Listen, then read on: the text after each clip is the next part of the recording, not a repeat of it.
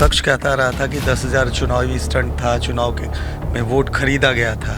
अब तो 2 लाख की बात आ गई। महिलाओं के स्वरोजगार के लिए आज विपक्ष के मुंह पर बहुत बड़ा तमाचा है कि हम आगे 2 लाख रुपए फिर देने जा रहे हैं। फेज वाइज उनको 2 लाख रुपए का सहायता दिया जाए।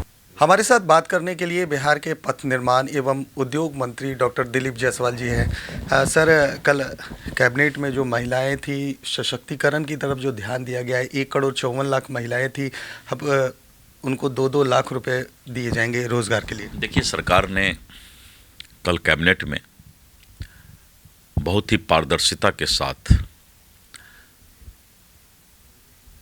महिलाओं के स्वरोजगार के लिए इसका प्रावधान किया है कि वैसी महिला जिनको कि 10,000 रुपया सीड मनी दिया गया था और उस महिला के द्वारा व्यापार के लिए या रोजगार के लिए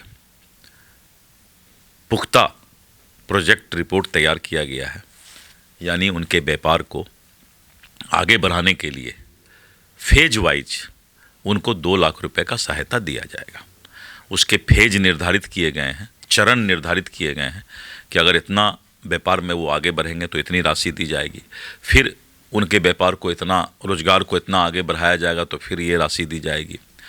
तो फेज वाइज 2 लाख रुपया देने का जो है कैबिनेट ने कल निर्णय लिया है। लगातार विपक्ष कहता रहा था कि 10,000 चुनावी स्टंट था, चुनाव के में वोट खरीदा गया था। अब तो 2 लाख की बात आ गई। अब तो 10,000 रुपया हमने सीड मनी दिया था। कुछ महिलाएं सब्जी बेचने का काम शुरू कर दी, ठेला खरीदी और ठेला लेकर के जो है छोटा मोटा उन्होंने जो है रोजगार का काम शुरू कर दिया। कुछ लोगों ने खेती का सामान खरीदा और खेती का काम कर दिया। कुछ लोगों ने डेयरी का, पशुपालन का काम किया, 4 बकरी खरीद लिया और इस तरह करके जो है अलग अलग गाय खरीद लिए।